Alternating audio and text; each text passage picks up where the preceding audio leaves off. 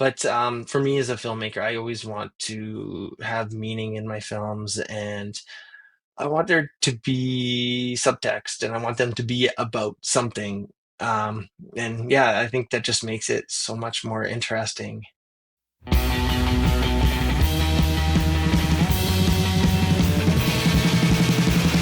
Welcome to the Pillars of Creation. As always, I'm your host, Mitchel Dane, and today I welcome video producer, screenwriter, and director, Justin Kueber. The up-and-coming auteur specializes in narrative feature films and music videos, but more recently has been recognized for his documentary work, In the Choice That Changed Everything, and Principles of Resistance, as well as contributions to Netflix's Hate to Love, Nickelback, and Paramount Plus's Never Seen Again. He was included in the 2024 Edify's Top 40 Under 40, and already has an impressive list of awards under his belt. Needless to say, Justin knows how to tell a story, so sit back, grab some popcorn, and enjoy the show.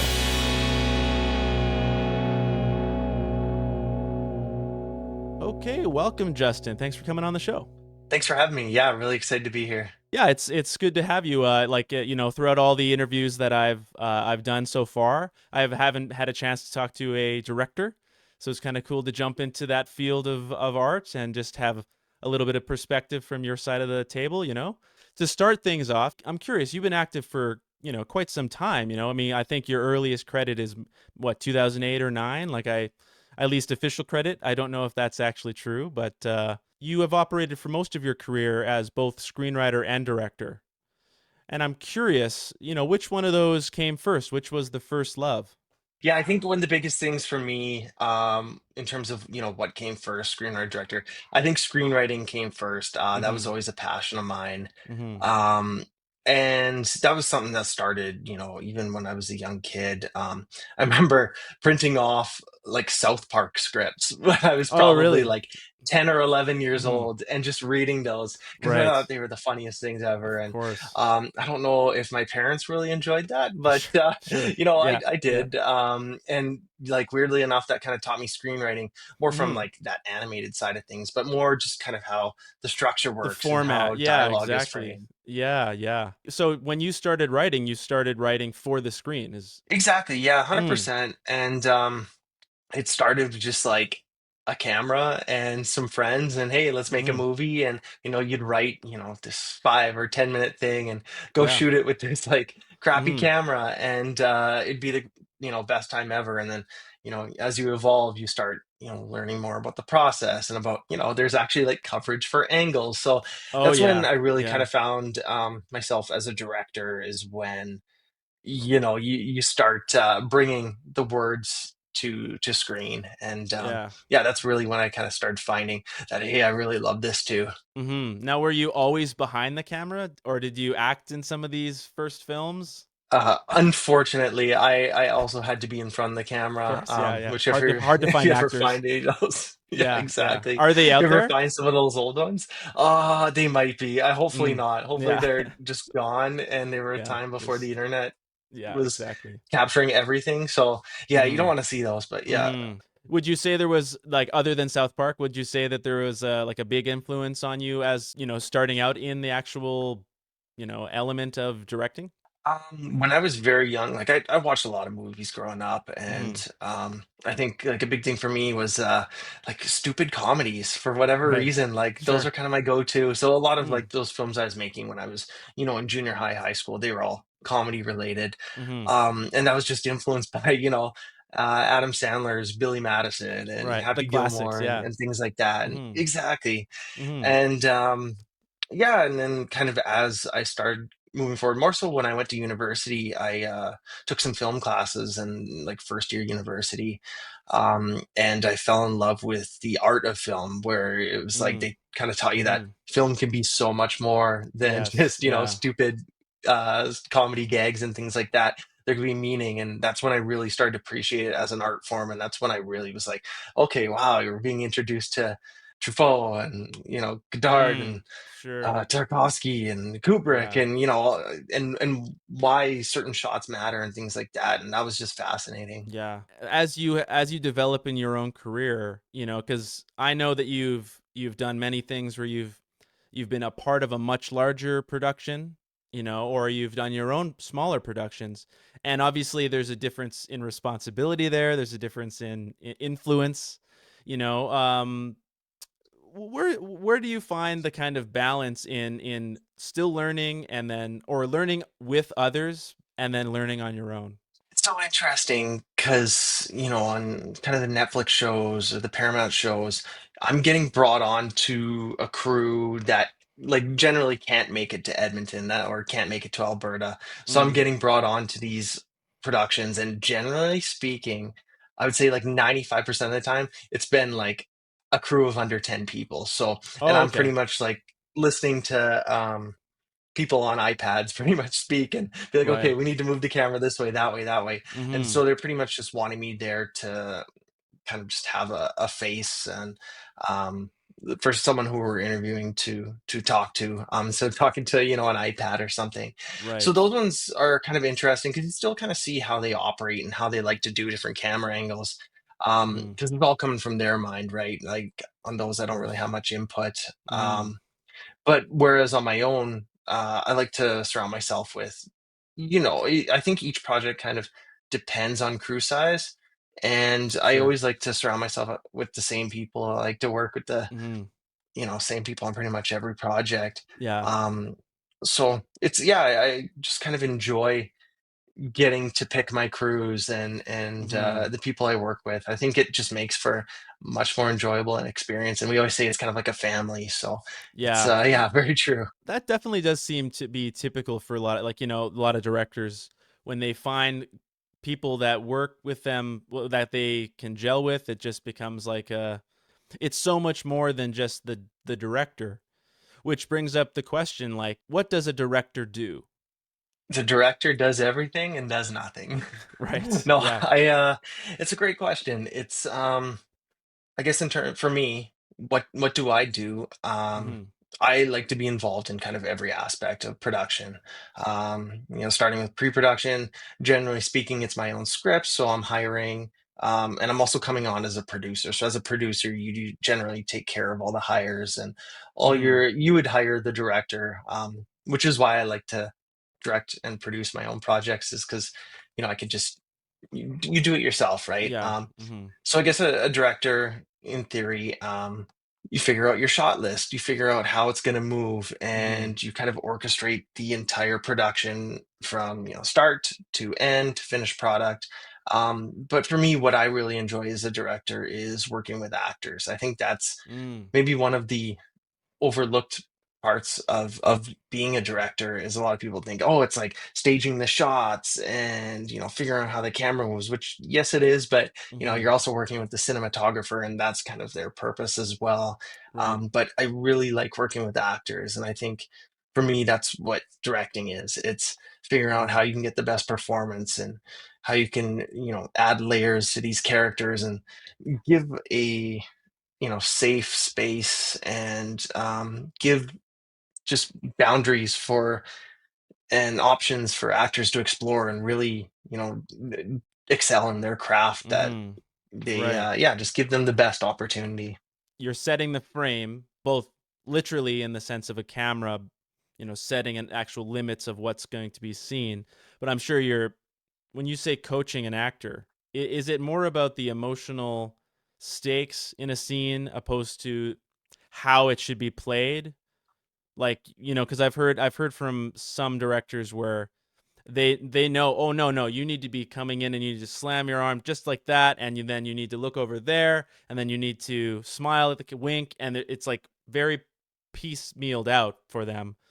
Or there's the philosophy that just says this is very tense, you're going to need to hit this mark and be angry, and then that's like the extent, like it's like setting the tone, but it's not actually dictating what the actor does. And I'm not saying that either one of those is wrong, because there are different philosophies, but I that is an interesting way of viewing it from a director's point of view. How much is getting in the way of the actors doing their job, or but how much is it the puppet master? you know Yeah, I think it really depends on what type of director you are. mhm You hear of like stories of Stanley Kubrick um, Yeah. doing, Thousand hundreds takes. of takes, and I guess, Yeah, yeah, yeah, even like yeah. David Fincher, and where it becomes something robotic. And, Mm-hmm. I guess in theory, it's so, it doesn't become acting anymore. It just starts to become Mm-hmm. you, I guess, as the actor. But for me, I like to kind of just set the scene, set the tone. I don't even like to say like, be here and be angry. It's more just like getting the actor to consider, why are they angry? What does angry look like? Mm-hmm. Because a lot of times, where do you get to that level of being angry where you are slamming your fist down? Like, Oh yeah. generally, Mm-hmm. that's a certain point, like in real life. Yeah, like, do people do that? Until what point do people do that? Usually it's people trying to hide their emotions. So it's figuring out kind of like Mm. nuances and just exploring different questions into, where they are in their mindset, and letting the actor, it's about hiring good actors, and Yeah. just trusting them and trusting their instincts and their decisions, because that's what it's about. It's Mm. the actor kind of like getting able or being able to explore in their own way. And it's just allowing them. For me, it's like, maybe guiding them a certain way, or maybe you got to hit their mark, but more posing those questions for them to come up with their own Mm-hmm. answers. I think that probably does come down to a fundamental understanding of the script and of what story it needs to be told, because at the end of the day that is what you are, a storyteller. And when now that's probably what makes it so conducive to be the writer, the actual key spring of the story that needs to be told. And that way you know for sure where it's going, and it's not just an interpretation. It's actually, coming from straight from the source. Have you adapted someone else's work in the same way that you've done screenwriting for yourself? Yeah, I've actually only done one project where I've received the script, and Mm, yeah, went and shot it. It was a short film. It was like, I'd say probably 10 years ago. mm, And it was a good experience. It's interesting. I read a lot of screenplays, so mm, I think it's always good as a screenwriter and director to just see how other people write and how people format things, and just how their voice comes across in certain spots, and how mm, they describe certain tones and things like mm, that. So mm, I'm always reading and always trying to learn and get better on that front. But yeah, it was a good experience. But I much prefer just kind of writing my own characters and getting in their mm, mind. And it was nothing against that script either. It was a pretty solid script and good characters. mm. It was just, I just felt it difficult to connect, Yeah. with kind of their motivations and things like that. So Mm, yeah, I mean, if I don't know who's an amazing writer right now. Zach Krager. Let's go Zach Krager from mm, who did Weapons. If he mm. comes and has Yeah, like an love that amazing movie. script, probably like would take it on no problem and Mm. have fun with it. But he's also an amazing director, so that would never happen. Sure, sure. No, I mean, I think it's true what they say, that the director, in so many ways, becomes kind of the soul of the movie. So many directors leave a fingerprint, and that they're not like, maybe they're not like the Hitchcocks where they're actually making a cameo, but they are on screen in every shot, and that's certainly true for creative pieces. Now, you've like you said, have been doing a lot of documentaries and real life stories that come in. Now, how did you get involved in that? Yeah, I never thought I would be in the documentary world. My passion and where I thought my life would go would always be, in narrative feature films or narrative Mm-hmm. short films. And I would say, like, we had a few short projects, like through my company. You do corporate videos, which, kind of sort of documentary, and then you Mm, start doing these mini documentaries and things like that. But my first real dive was, I would say, December 2019. We had a woman come, so it was like an email at like 11 p.m. mm, And she was like, "Hey, this is my story. I want to turn it into a documentary. Do you want to meet for like a coffee or a drink sometime, and we can discuss?" And like, it was the most fascinating story, and mm. part of me was like, this isn't real. So I asked my Right. business partner, I'm like, "Did you Yeah. see this email? Like, should we Mm-hmm. do this, or is this spam?" And he's like, "Oh, let's just do it and see what Mm-hmm. happens." So just met with her, had a beer, and that kind of was like my dive into a documentary, which ended up being a 5-year, 8-episode docu-series called Labeled. And Right. from there, like I really enjoyed the format. I thought it was like it was so real, just Hmm. speaking one on one with these people who have just so much experience in a different world and just getting to learn about it. I found that the most fascinating part. Hmm. So now I started watching more documentaries and then get really engulfed in that world. So now I've done Hmm. probably like two or three more Yeah. since then, and I love it. I really do. I don't think I can ever see myself getting away from them. Hmm. Um, even if, keep making narrative features, I think I'd always try and get a documentary in there, somewhere at least. How do you navigate the pressure of the objective storyteller and then the subjective weight of the story that you're trying to tell? And you're talking to people who've actually gone through it. This is not acting. The pressure of that, when it comes to telling someone else's story and doing it justice.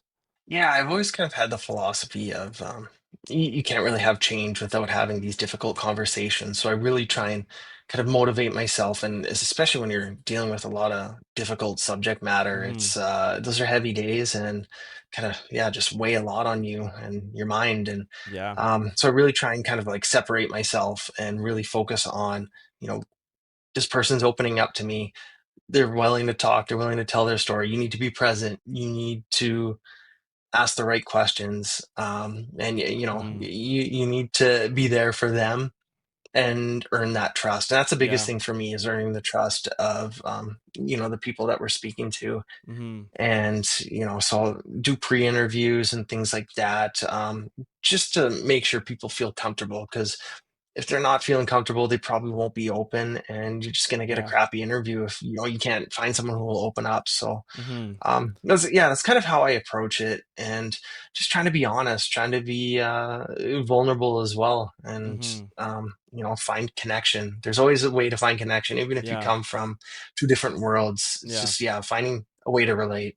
I can see that being like another aspect of why keeping the crews maybe a little smaller is important. Like I don't know if you go to the extent of kind of like, okay, everyone's set up.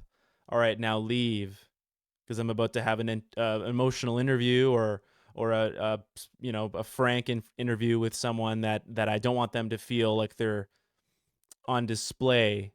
Is that an approach that you take when you're doing these interviews? Yeah, we always try and keep, like, if we know it's gonna be something pretty heavy, we keep Hmm. the crews tight as is, so we don't have to have anyone leave the room, or like a closed set or anything like that. Like, Yes. Yeah. Labeled was interesting because that was shot during COVID, and it was literally like three Hmm. of us. And Yeah. we were doing everything, including the audio. So we didn't really have to worry about that. But now, when we do bring on larger crews, especially, I guess, even in what I'm dealing with now in the short film, where it also deals with kind of heavy subject matter, Hmm. we will have a couple days of a closed set, where, get everyone to set up, and then whoever needs to be there will stay there, and then everyone else can go into the other room while Hmm. we're doing those scenes. So I think that's important. I think just having that flexibility, it makes people feel safe, it makes people feel comfortable, and that's important. Hmm. It is definitely a sensitive thing when you are dealing with real life events. And obviously comes to mind is the two of the more recent documentaries that you've come out with. The Choice That Changed Everything, Shaylin's Butterfly Effect, which is about the terrible circumstance of a young girl losing her life by not having her seatbelt on. Pretty harrowing story for the family and for the community that was affected. And I'm curious about something like that. Is that something where they reached out to you to tell this story for their organization, or was that something that you had heard about and wanted to tell that story? Yeah, that was really interesting. So Brenda, who is Shaylin's mom and also the CEO of Shaylin's Butterfly Effect, she reached out with just a request for a proposal. Mm-hmm. And so I kind of like I researched the story, and I grew up in St. Albert where it happened. So Mm. I've heard the event. I remember seeing it in the newspapers and everything. So I dove in, kind of like wrote out my proposal, and we went back and forth probably like 4 different interviews with myself and Brenda. Mm. Just like her interviewing me. Oh, I And I see. guess there was Yeah. other people involved and things like that. So it was kind of like a bidding process, if that makes Right. sense. Like who is right to tell this story? And yeah, that was the biggest thing. It was like we have X amount of money, but we also, we want someone who's invested in this story. And so I think what I ended up doing was just like I pretty much undercut everybody in this. I was like, here's the thing, like I grew up in St. Albert. This, it's the community I was part of. This is a Mm-hmm. community I feel passionate about, and this is a story I want to tell. I need to tell this story because I just feel such a connection to you and your family. Oh, absolutely. And ultimately, yeah, she decided to go with me and our company, and yeah, it was just like yeah, it was a really good experience. Mm-hmm. And just being able to tell that story, but also just yeah, it was devastating, absolutely. The butterfly effect is the perfect way of viewing it. Is just it's any one life affects so many, and that is definitely that stone dropping in the water and the ripple effect, right? So it leads to the like how one small thing can make big change. It does bring me to the principles of resistance, which is the Gordon Hirabayashi story. And how did you get involved in that? Was that something through the university? Was that that kind of started it? Yeah, so we were fortunate enough to shoot Hold These Truths, and it would have been maybe 2022. It was during COVID, Mm-hmm. but the U of A opened up. It was like 4 different screenings of this play, Hold These Truths, which was on, I think it was Jeannie Sakata wrote it, and it was based on Gordon Hirabayashi's life, Mm-hmm. more so with the internment camp and the resistance Yes, on right. that front. And so that was kind of like my first experience with Gordon Hirabayashi and just everything that he did. And then skip ahead like 2 years later, got an email from a couple of people at the U of A who were like, "Hey, you shot this like Hold These Truths play. How would you like to kind of do this documentary for Gordon Hirabayashi? We're looking at doing this. We're looking for a director. We're probably Mm. going to go to the U of A Film and see if anyone's interested there." And I was like, I am a graduate of the U of A and I went through U of A Right. Film. Like, Yeah.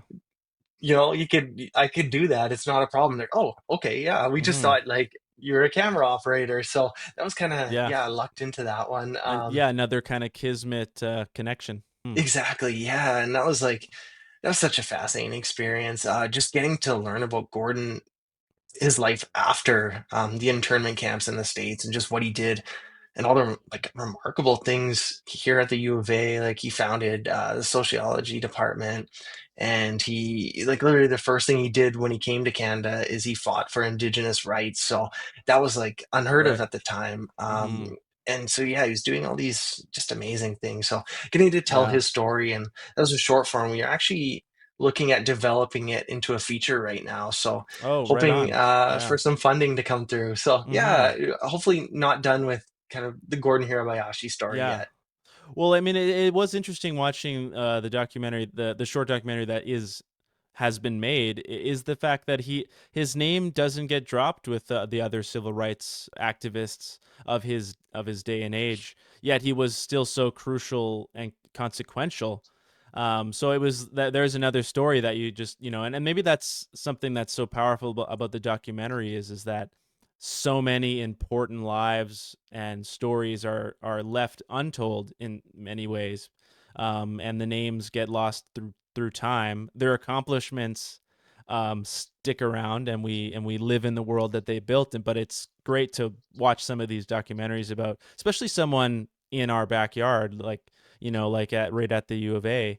One last thing with documentaries that I did want to ask, because it is fascinating to me about just the process of planning a documentary. And now I don't actually know how much planning goes into the structure of the story that you're looking to tell.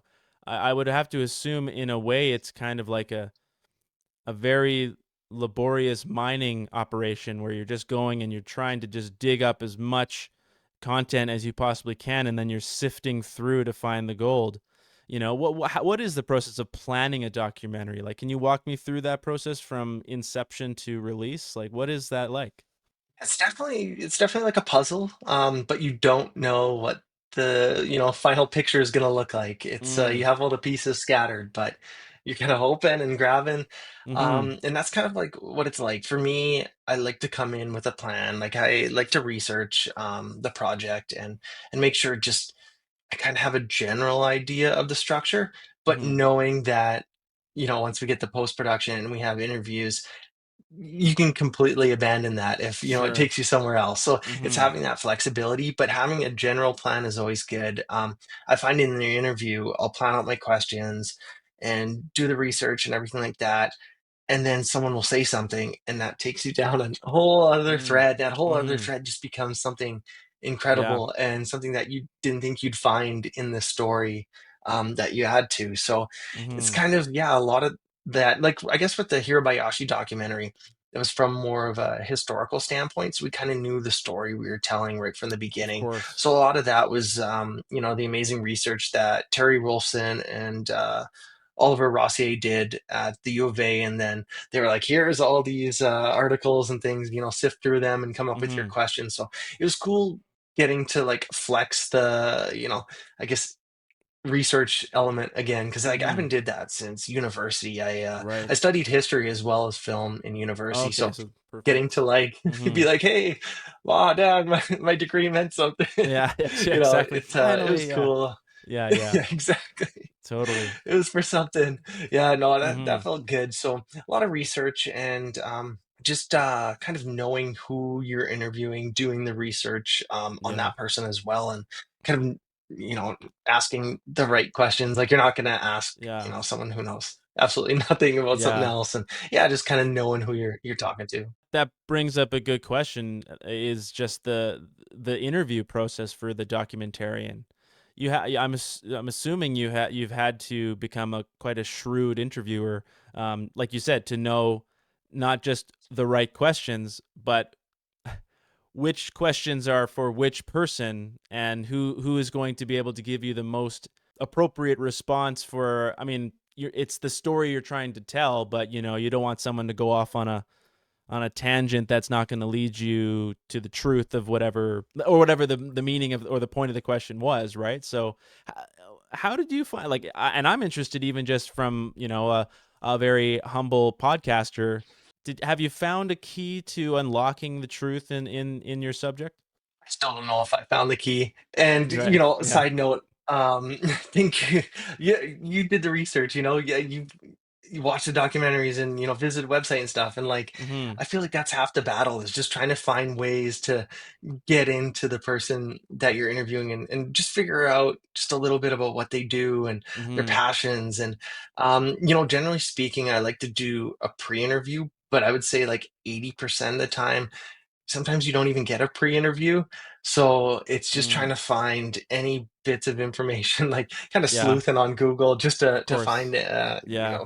little pieces that you can use. But a lot of time as well, you have, the support of people at the U of A who can be like, yeah, this person can cover Mm. this. Or, Right. That helps. with Shaylin's documentary, it's, oh, these are the friends. Maybe let's avoid this question. Or, this is a Right. teacher. We can stay in this territory. Mhm. So a lot of times you're getting a lot of help and um other times, yeah, like so I Mhm. interviewed the former police chief for labeled at EPS, and Right.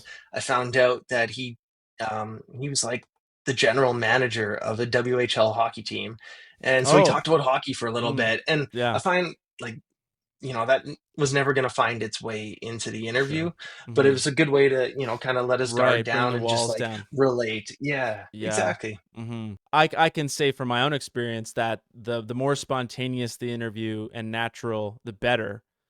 And so you have to be a little bit open to going with the flow. Like I think when I first started, I was far more rigid in my questions, where they would, I'd ask a question, someone would give an answer, and I'd say thank you, and you'd move on. Next question. Not very natural or enjoyable to listen to, for anyone who's just trying to chime in and find out a little bit more about Justin. That has to be a part of the process, is just, yeah, like you said, getting the walls down, keeping it casual, even though you have a job to do, you have a story to tell. And this is about people, like a lot of the time, especially, documentaries about real lives. And that leads me to the social aspect of some of these documentaries that you're trying to get through with creating social change through the understanding of people's lives and whatnot. One of the greatest things about documentaries is like kind of spreading the story. But you've also done this in other formats too, because you've done Black and Blue, which is another story that combats discrimination and racism. So, would you say that social change and social and that aspect of storytelling has always been important to you? Yeah, I feel like I've always wanted my films to say something. Hmm. Maybe not those early ones, but yeah, Right. Yeah. since Yeah. kind of just like really taking this seriously and um, I just find, when films have something to say, they make them more engaging. Hmm. They make them more interesting. I find, I'm always kind of like watching other people's work, and it's just kind of like classic love story, Yeah. or I find like, slasher horror, which, you know, in their own respects, huge Hmm. audience for things like that. But for me as a filmmaker, I always want to have meaning in my films, and I want there to be subtext, and I want them to be about Hmm. something. Hmm. Um, and yeah, I think that just makes it so much more interesting. And Yeah. especially for myself, I want to make movies that I also want to watch. And Of yeah, course. Yeah. Now, was Black and Blue inspired by a true story? yeah. So when I wrote Black and Blue, that was a long time ago. That would have been maybe 2016, 2015 when I actually wrote the short film. And we Hmm. didn't end up filming it until 2018 or 2017, I think it Hmm. was. And when I wrote it, I was inspired by, I read like part one, I guess I read an article dealing with dementia and Alzheimer's, that Mm. a lot of people were introducing music to improve mood and, Right. sparking Hmm. not full memories, but, little fragments here and there. And I thought that was kind of fascinating because at the same time, um, girlfriend, now wife, her grandma was kind of going through, uh, I would say, Mm. onset to more severe Alzheimer's, and then my grandma was also just diagnosed, so it was kind of like Oh, it hit home on the grandma front, and yeah. so it's just, yeah, kind of researching and exploring, and just wanted to do something that looked at it not really in like a total like sappy light, because I feel like there's a lot of films that address Alzheimer's in that kind of mood and tone, and Sure. I wanted to do something a little more lighthearted, but also really Yeah. wanted to incorporate jazz because I was obsessed with Whiplash, and I don't think, Yes. maybe Yeah. La La Land came out by then. Totally Sure. obsessed at the Yeah. time, and Hmm. yeah, just wanted to do something with jazz. But I like Yeah. incorporating music into my films, and just all kind of blended, and yeah. Hmm. The relationship with the grandfather and the granddaughter, having that be the kind of connection, is that kind of like the next generation, previous generation. There's that like middle ground between them. That's the music. That's the thing that they both enjoy. I thought a really cool way of kind of expressing that story. And I'm not sure if that was that the first short film that you had done from a more narrative standpoint. Yeah, I would say it was the first film with like a budget that was like, Right. achieved through like Hmm. a grant system that Yeah. is giving you money to make a film. So that was really cool. And that was like, it was a great experience. And it was just like first time working with budgets and bringing on Yeah. people and, Hmm. steady cam operators. So all of it was like really cool and fascinating. And Yeah. there, I look back at that one, there's like things that I would definitely do differently. Oh yeah. I mean, Especially, story structure and things like that. yeah. But Of course. I ended up writing a feature, and I wrote out everything I hated and added stuff I loved and expanded Hmm. that story. Yeah. So yeah, there's a feature film sitting there. I'm not sure if it'll ever get made, For but sure. you know, Yeah. I think there's something to be said about if you're not looking back on your previous earlier works critically and not seeing the flaws, then you're not getting better, or at least by your own standard, you're not getting better. So in a way, that's everything that you want to when you looking back on work is to be able to see the flaws because you couldn't then, but now you can, and that's something we all have to, as artists, we all have to have that perspective to be able to recognize that it's not there's nothing wrong like in terms of having released it and what it was, but it was a time and a place, and if anything, it's growth cannot be achieved without distance and time, and a little bit of perspective, like I said. So I I'm the same way. I look back at old songs or whatever, and I think what like yeah, like why what was I thinking or that and you just but at the time you're too close to it or whatever, and it's or you're just not savvy enough in the format or in whatever. So I think there's a lot of merit to a career, especially as you get further in it, to look at as it being less about the validity, so to speak, or the of the each individual achievement than it is about the scope and the growth that brings you to this moment now. Um, and is there a project that you can look at as being a turning point for you, or as being something that stands out as being like that's when I became a director? Or you can look back and you can see that before I was an amateur, then I became, I figured it out, or I understood something that changed. Is there a piece in your portfolio that stands out to you as being special in that way? I think Black and Blue on a like a narrative front. I think that definitely was probably one, Mm, maybe one or two, and that other being On the Rocks, which was like a made-for-TV feature that was shot for no money at all, and just a amazing group of people. And we went into the Badlands of Drumheller, and that one I think might have been. It happened before Black and Blue, but that was kind of the first time because it ended up getting nominated for a few Ampy Awards and got to a right. festival. And Mm-hmm. that was like, and it ended up Carly, who was the lead, she won Best Actress that year at the Ampias, and that Right. was like the first one seeing that and seeing her win. Was like just Mm-hmm. so happy and just happy for everyone in the team. That was kind of that first moment where it's like, okay, yeah, Yeah. this is Turn the good. corner. This is Yeah. somewhere I want to be exactly, and Mm-hmm. especially going to that event and seeing everyone who's nominated in different categories, and there's people Mm-hmm.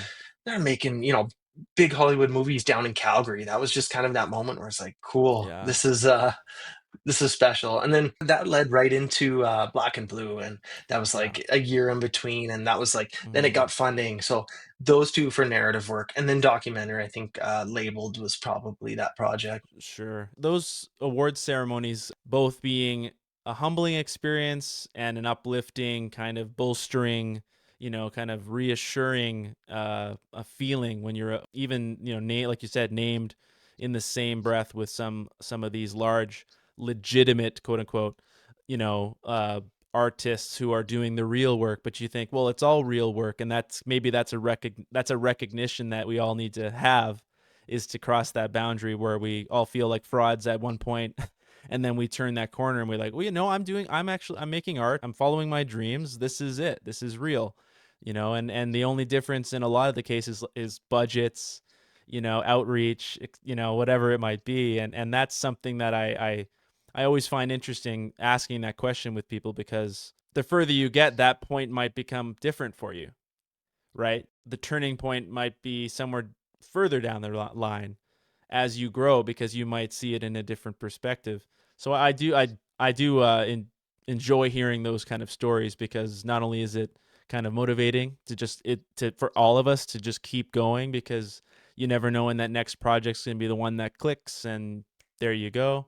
I had this conversation the other day with my producer on this newest short, and we talked about all the successes you see on social media. Mm-hmm. And one thing no one ever sees is like the rejection. And Yeah. we get so much Mm-hmm. rejection. It's like, Yeah. could you imagine if we just like posted that online Yeah. as every Yeah. time we were Lost another rejected for grant. something? So it's like, Yeah. oh, exactly. So it's like you kind of Not. have to have Yeah. thick skin and yeah, Yeah, yeah, yeah, yeah, exactly. exactly.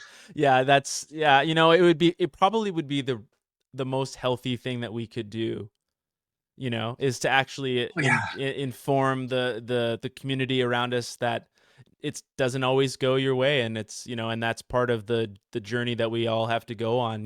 One of the stories I love is the story of the rejection spike that Stephen King had on the wall. Well, it started out, it was just a nail, but the rejection slips became so heavy that he needed to get a spike in the wall to hold the rejection slips that he would hang on this nail or the spike, and it would, and it just became this thing that it was like he started to see even just the piling up of the rejections as progress, if that's a concept that you can get your head around, is that he kept going, and that it was like, not this, the nail might not hold up against the rejections, but I can. And that was, I always love that story, because I just think, like, yeah, at some point you do need to just hang your failures on the wall, because every failure is really just a step towards success, because the people who stop can never succeed. So it is about, hanging the reality on the wall and not being afraid to look at it. That's great. I've actually never heard that story before. Oh yeah, yeah. It's in Stephen King's his book on writing. He talks about how it's kind of like a bit of a memoir. Just talks about his process of becoming It's famous. I love that. You gotta be able to, process that, Mm, yourself, like, I think you really like, for me, I get motivated by that, like, yeah, that's why I love mm, that Stephen King stories because, like, for me, that just adds more fuel to the fire, and, if I see that rejection letter come through, it's like, "Okay, how can I get better? How can yeah. I improve so that the next one isn't a rejection?" Mm-hmm. So for me, it's a lot of like self motivation, but I also, I came from a sports background growing up, so I'm super competitive, and it Yeah. definitely sucks Mm-hmm. getting those pass letters, but Totally. Well, it's no pain, no gain, right? exactly, Yeah. So exactly. Not it's like it's not supposed to come easy. You yeah, gotta hustle for it. absolutely. And it brings up maybe a broader question when you talk about the community and the film community in Edmonton and at large. I wonder what your perspective is on the current film industry, television industry as it sits today. We're in interesting times. I think it's easier to make a film in Canada right now than it is the Mm, States. And a lot of that is just due to, I don't even think it's politics. mm-hmm. I think it's more just like all these streaming platforms Yeah. and, I think just like maybe having too many options where Right. a lot of people are losing money. A lot of studios aren't really doing the traditional theatrical distribution method where you'd have a movie in theaters for a month and a Mm-hmm. half, 2 months. Now it's you're lucky to Yeah. get 2 weeks unless it's kind of going above the line, Yeah. and that has kind of like messed up a lot of things because I found when those movies back in the day, they would pick up their legs later on once people had a chance to go see them and Yeah. recommend them, Word of and it mouth. just starts Yeah. to build from there. Exactly. Mm-hmm. Whereas now it's just like you see a movie in theaters and it's already on streaming like a month later. It's like, Yeah. why would I go to the theater when I could just wait Mm-hmm. a extra couple of weeks and I can get it on video on demand? Don't have to leave my house. Don't have to Yeah. pay, like I think ticket prices and also Mm-hmm. popcorn for the movie experience. Yeah. You're spending $50 for one person or two people. It's tough, and especially Mm-hmm. in these kind of like uncertain financial times. Yeah. That being said, I think there's a lot of interesting movies being made, Mm-hmm. and I think right now a lot of people, a lot of studio heads, they don't want to take chances, but the one genre that seems to be doing stuff really creatively and actually, kind of like creating stories with meaning is, weirdly enough, it's horror. Yeah. Horror is the genre that they let the creators have flexibility. So you get a lot of like amazing horror movies coming out right now that are about stuff. And it's kind of like, oh, it's a horror. Do you Like, want to know what my theory is behind why that's so true? My opinion is that Hollywood, or the industry producers and executive producers, aren't interested in horror. And so they leave it alone. They leave the creatives who are actually interested and they let them do their thing. They say, "Here's your budget. Just get out of here. I'm not interested." Because it's maybe somehow seen, maybe the industry looks down on horror movies as being, the slash 'em up slasher kind of, like this movie doesn't mean anything. It's not going to do anything for anyone's careers, blah blah blah. Yet when you have some passionate creatives involved, they can, like you said, make a horror movie that's not just about a monster killing someone. It's actually telling something bigger than that, and making the audience think, and giving them an experience that in many ways horror is the roller coaster ride of film, right? It produces the same feeling where people like that rush, but it can be seen as shallow by, maybe, I think, the higher ups. And so I do think that it's like they're just left alone, and so they can get away with so much more because they don't have the executives looking down there and breathing over their shoulder and telling them how, oh well, the demographic for this, actually, we should put a puppy in this scene, or like stupid thing, like, you're like, get out of here, like, you're not help, like, this has nothing to do with puppies, what do you, get out, like, but The it's algorithm. the algorithm says puppies, and it's like, you're ruining this art, please leave. But they don't have to say that in horror. And so you have these great creatives coming up who are given freedom. And it's like, that to me says that's what the industry needs to take a step back and realize: it's not about the executives, it's not about the boardrooms or the demographics. It's about the creatives who are passionate about the story or the project that they're working on.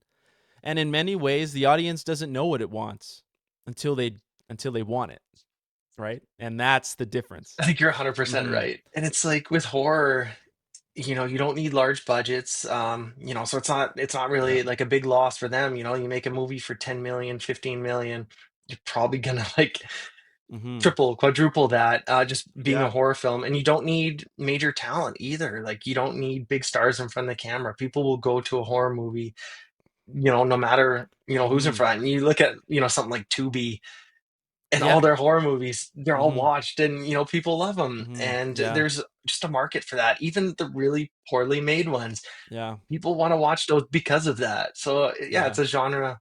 I think you hit the nail right on the head for sure. And it's interesting that we and we talk about art, and that is in many ways the purpose of this podcast.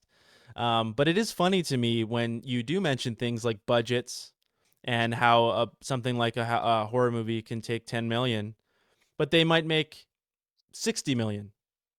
And so, and when it all shakes out, they might be making tens of millions of dollars in profit over such a small investment. And that's somehow not good enough. Yet you have these big blockbuster, massive budgets, just unbelievably massive. And because they're unbelievably massive budgets, they have even more advertising budget, and they have all this money sunk into them. And these movies are flopping while making hundreds of millions of dollars in the box office. It's just that they're making zero profit. And so it's just not even a good business decision for the industry to be promoting those when you have this clear conveyor of profit. Did you see the Godzilla minus one? Yeah, yeah, amazing. Yeah, like something like $14 million. What, like, an incredible achievement for its budget, for what it was. Like, the story is incredible, and the effects are incredible. And then when you compare the effects of Godzilla minus one to, say, the latest, superhero smasher, like, you think this looks so much better, and you think, well, yeah, because the director spent all his time working on those effects. He spent, countless hours, with the crew and the effects teams, and they put so much work into it, and they had a plan, which doesn't seem to be the case with a lot of new big movies. And so they were able to really get the most out of these shots, and by virtue of doing that, get so much more out of the budget. So the budgets are smaller, profits are bigger. And I just think, yeah, like, I don't like talking about profit because I don't want it to be about money, money, money. But when I think about not dying, or certainly struggling industries who are dealing with shifting demographics and habits and things like that, I just think there's a clear answer, and that is: get the executives out of the way, and lower your budgets. Force your creatives to be creative, right? It's like go back to how it was done in the 90s when, you're making these $10 million movies and it was just banger after banger. Like, Yeah. yeah, it's why can't we go back to that? Mm-hmm. It's yeah, kind of boggles my mind. I do think that it's something that the industry at large is going to have to learn the hard way, or they are learning the hard way, and like not even having a finished script for some of these big movies. How can you operate that way? I don't even know how that's possible. Like, how can you tell a coherent story? Like, because it worked on Iron Man 1, that is now what we have to do for all these the giant movies moving Yeah, forward. I just think like that's insanity. Like that was the exception to the rule. Like this is not how it should work, right? And but it becomes this like habit. It's just, like Hollywood is well, what worked on the last movie? Oh, people like dogs. Okay, next every movie has to have a dog in it. They like, so this movie worked without a script. We don't need scripts anymore. Like it's just, I don't understand these companies making these decisions that have no basis in reality. But because it worked here, it must work over here. I remember hearing a story about. Do you ever see the movie John Carter on of Mars, or John Carter? yeah, the Disney. It was like made for what, like 150 million or something. Yeah, Yeah, huge flop. I actually really liked the movie, and I thought it was yeah, it it was wasn't well bad at made. all. Yeah, but one of the things that's funny about that is that so much of that movie, from an advertising perspective, could have been helped because the movie was pitched or was advertised and as John Carter, but that movie is John Carter of Mars from the source material. But you have Hollywood executives who noticed that Mars Needs Moms flopped prior. I think it was the movie Mars Needs Moms. And so they said, the audience hates Mars. And so they removed of Mars from the title, John Carter of Mars, because Mars Needs Moms flopped. That is Hollywood, or that is the that is the industry these that creatives are up against, is very reactive, very almost superstitious, powers that be. Now, I don't want to get you in trouble by mocking Hollywood or anything like that, but I think about that story all the time because I just think like that movie, John Carter as a title, sounds like a military movie or something. It sounds like, Yeah, oh, John Carter, like he must be a new it sounds like Marine or Coach something. Carter. Like, Yeah, yeah, but John Carter of Mars immediately tells you it's a science fiction, and that draws a completely different audience, right? And it's just so much of that movie. I just think, man, I don't know if it would have changed the box office that much, but I just think about that particular decision as being so superstitious, right? Like Mars Needs Moms. Like yeah. we're gonna judge this new giant block movie based on a kids movie that flopped. Like crazy, right? Um, I did want to touch on one of your projects that that really stood out to me. And we speak of science fiction and Smile, It's Only the End of the World. Oh, I love that. I really, really enjoyed watching that. I thought it was very oh, thank creative, you. and what's more is I found it really interesting when I started to research it a little bit, because that's a story that you wrote, I believe, in, was it 2014 or is it 2011? Yeah, it was Is it it was like, yeah, I would say probably 2014 or 2015. There's a period when I wrote like Black and or I wrote that one first. I wrote Smile first, and then Black and Blue right after because I right? needed something a little more lighthearted. Oh, Yeah, sure, so yeah. So you wrote it in yeah, 2014, you filmed it in 2020, you released it in 2022. So we're talking an yeah, almost 10-year gap between inception and release. Especially with something where there's a very dystopic landscape, and then you are filming it at the beginning of the pandemic. Like you even have a note at the beginning of the movie that says anything that relates to reality is a coincidence, because you wrote it yeah. 2014 and there's masks in it. Like I was watching it, just like my head, the meta of it was blowing my mind. Can you talk about that a little bit, That was please? so weird. That one was like that was totally bizarre. Mm, Because I wrote that and it just sat there. It sat there on my computer for a Mhm. while, and then in 2019 had an opportunity to bang out like two short films. So there's a short film called Transition, and then there was Smile. Mhm. Um, and we were gonna do both back to back, starting in it would have been like beginning of April 2020. Mhm. But obviously, the world shut down in March, so had to cancel Transition, and then Smile. um Initially we were kind of just like, okay, let's push it and just wait and see what happens. Mhm. So we did, and I don't think we ended up filming until maybe 2021 when things started to loosen up a bit. Okay, sure. But by that point, it was like just everything was so bizarre about this movie, which Mhm. is why the entire cast were like, let's push it, let's actually keep making this, because Yeah. the Well, world in this movie is there's smoke everywhere, and it's like a toxic smoke, so if you breathe it in, mhm. you're gonna get sick. So everyone wears masks, and that was like, with her, it was about Mhm. fighting this oppressive government, which is like represented by this clock tower. So it's very like George Orwell Oh, 1984 yes, type definitely thing. And had that's what I wrote it. That was kind of the flavor. motivation. And the cool thing about that was it was all done in still photos. So taking Yes. from La Jetée, so Chris Mhm. Marker's La Jetée. And that, I love that film and just wanted to Mhm.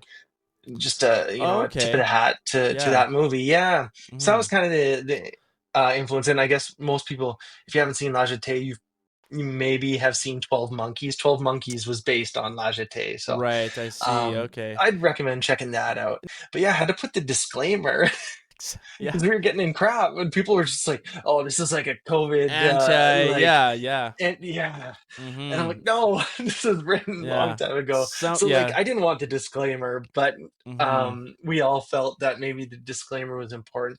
Oh, and another thing that was like, everything was so coincidental in that movie.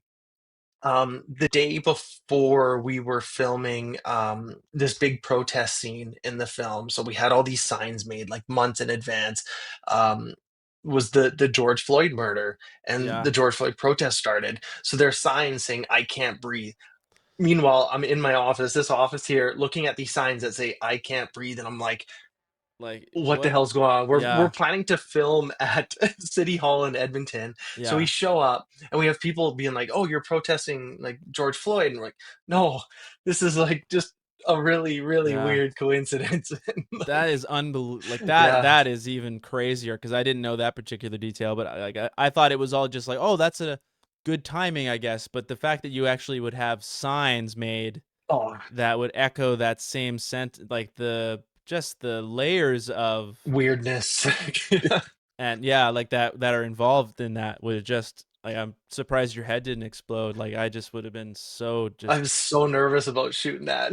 yeah. Oh, of course, yeah. Well, yeah, exactly. It's interesting that you bring up your influence for the style of that movie, having it being the still frame storytelling. And when I initially my first impression of it was like, oh, he must really love graphic novels because it plays that way. It Yeah, plays like an animated graphic novel or an animated comic. Was there any yeah. influence or any kind of inspiration there? I wish I could say yes. I think I've read one graphic novel in my life. Oh, okay. So more the influence was La Jetée, just with the still photos. Sure. Okay. But yeah, actually, that comment about a graphic novel, like all the time, Hmm. people say that. So I'll kind of Yeah. just lean into it a bit. But Yeah, I mean, yeah, I happen to love graphic novels, so I look at it and I go like, oh, I wonder if he would ever make this into a graphic novel because of it's the format's there, it's already there. You could just print those photos and that's just put it interesting. into a book almost. Um, Sparked an idea. yeah, yeah, and I don't know if it was intentional, and I mean, I'm sure everything's intentional in it, but I really love the way that you started to speed up the still photos to create movement at the end. And I just thought that was such a great metaphor for the way that that story ends with the kind of the epiphany and the realization and the removing the shackles and I love that stuff and I find that that's where the visual form really takes its stride because it's not said, it's not stated, there's not a caption at the bottom that says now they're free to move or like now they can move for real and which would totally ruin that moment because it's subtle and it's meant to be subconscious almost, right? Because it's like, oh, the pictures are moving and they're more seamless, and right at the end they walk off the screen basically. Um, Spoiler. But that to me is something where I just think that yeah, the visual artistic form is capable of telling a story within two images put together without a single word being said, without without the author or the director spelling it out, and you might not even know that you got the point, but you would recognize it or feel it at the end of that story. And I just had to say that because I just loved it. I really loved it watching it. I thought it was just such a Thank well you. produced story. And yeah, obviously there was the weird stuff with COVID and that's that meta aspect, but just in and of itself, I love the 1984 aesthetic and just the concept of the individual against the oppressive forces. But even then, it was just a very well produced story, and the graphic novel aspect of it rang true to me because I'm used to reading, like going through that form, so I thought it was a cool way of doing it. So Oh, thank you. That means a lot. yeah, That like I'm stoked right now. Like I didn't yeah, even know, and yeah, I don't think many people watched it. And I'm like, mm-hmm. just hearing that, I'm like, yes, Yeah. that's Well, like fully what I intended. And oh yeah, I sure, love that. Thank you. mm-hmm. Yeah, that means Yeah, a lot. I love the ending too. It's yeah, like the ending, I really like you probably noticed at the beginning, it's like it's a lot of dialogue, it's a lot of her feelings, and then mm-hmm. all of a sudden, those voiceovers stop and it's just the Yeah, visuals. And like yeah, that was my full intention. Just here's the information and I'll just let and like mm-hmm. Jeff did such an amazing job with the score. That Like, was going to be my next question was how closely you work with the composers with on your projects. I don't know if you just send it away and they bring something back, or do you actually sit with them and work out themes, like I mean, because you're dealing with shorter format stuff, so I don't know how much of it is just send me something spooky or send me something uplifting. But I loved the score for that smile. I thought it was just fantastic, especially at the end, like you said. It oh really, the yeah. crescendo of it was fantastic. Yeah, so I work with just one composer. His name's Jeff Manchester, and he is actually from Toronto. And Mm. strangely enough, I've never met him face to face. Oh, It's really? everything's Mm. been just like online or on calls. I found his work through another guy who did a short film in town like years ago, and I Mm. reached out to him, and we've just been friends ever since. So got to change that and Cool. actually got to meet him in person. But Yeah, the way yeah. we work, generally speaking, is we'll shoot the film and kind of I'll know where music needs to be placed and the tone, the vibe, and I'll send it to him. And we'll have a meeting and we'll kind of just go over different cues and he'll be like, okay, yeah, maybe you need something here. And that's generally how we work. And that's how we did for Black and Blue. He's kind of like, send me influences, Mm-hmm. send me things you like, and then I'll kind of vibe with what I'm liking and we'll mesh that. Um, when I worked with him on Labeled, which was the documentary, that was totally different. He just like sent us cues. We're like, Right. okay, write something that's a little moody or sad or Mm-hmm. whatever emotion, and he would come Yeah. in and just send us something, and we'd lay that over, just because it's a documentary and we're not really scoring to picture. Right. And many episodes. Exactly. Yeah, and then with Smile, that was totally just him kind of doing his thing, and that ending theme, Mm. I was really loving. It's the Key Watch score in For a Few Dollars More, Oh, and it's when I like love those movies. Lee Van Cleef is looking at Mm-hmm. the what is it, the key or the watch of, and his daughter's picture is in Yeah, there, or his yeah. wife's That picture, and final um confrontation. yeah, it's Mm-hmm. like that was so amazing. I'm like, we need something like that that slows Yeah. down with the clock and Mm-hmm. incorporates that, and he just came out with Oh, that, and I was like, yeah. I love those movies and the drama of the way Sergio lines up his framing with the really bombastic music behind it with those horns and everything. Like I love that. I mean, that's probably more good, the bad, and the ugly than anything. But I'll have to go back to watch for a few dollars more for that pocket watch scene. Oh yeah, you know exactly the scene, the one at the end there, and it's yeah, Yeah, that yeah, stuff I is love so it. great. Yeah, I did want to before we finish up here. Can you tell me about Gorilla Motion Pictures?